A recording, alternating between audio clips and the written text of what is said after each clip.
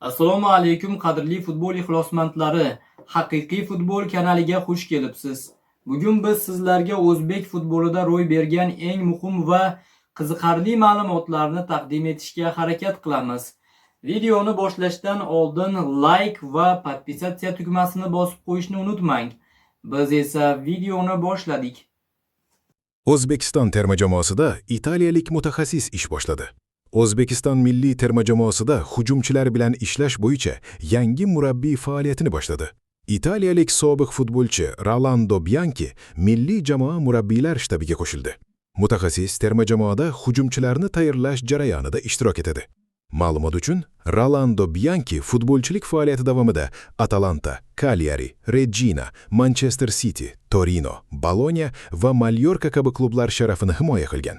Shuningdek, u Italiyaning turli yoshdagi terma jamoalarida ham to'p surgan. Bu haqida O'zbekiston futbol assotsiatsiyasi matbuot xizmati xabar berdi.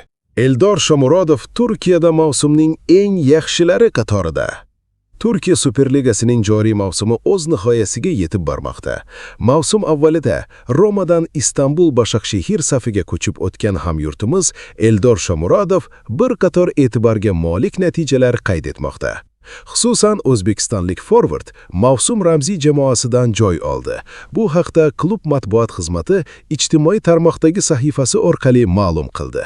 Futbolchimiz Eldor Shomurodov Superliga mavsumi ramziy jamoasidan o'rin oldi deyiladi xabarda. Ma'lumot uchun, Shomurodov Başakşehir safida 32 ta uchrashuvda ishtirok etib, 20 ta gol va 4 ta assist muallifi bo'ldi. Hujumchi ayni paytda chempionat to'purorlari ro'yxatida 2-o'rinda bormoqda. Xorijiy nashr O'zbekistonning jahon chempionatidagi taxminiy tarkibini e'lon qildi. Joriy yilning 11-iyunidan 19-iyuliga qadar AQSh, Kanada va Meksika davlatlari futbol bo'yicha jahon chempionatiga mezbonlik qiladi. Ushbu tarixiy turnirda O'zbekiston milliy terma jamoasi ham ilk bor ishtirok etadi.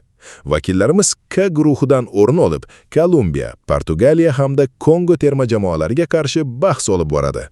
Bo'lajak mundialga chiqayotgan O'zbekistonga xalqaro miqyosda qiziqish ortib bormoqda.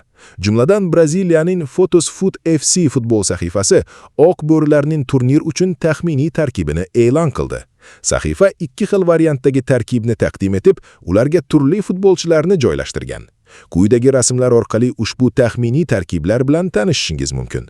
Ma'lumot uchun, ushbu jahon chempionatida jami 48 ta terma jamoa ishtirok etadi.